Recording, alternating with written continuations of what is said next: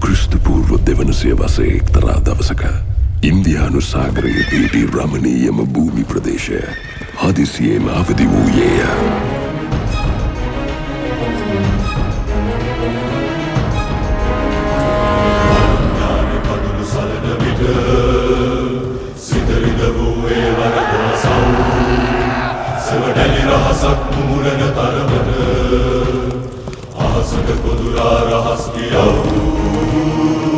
ගඟෙන් එතර ආක්‍රමණිකයෝ මෙතනින් එහා ගොළු මුහුද.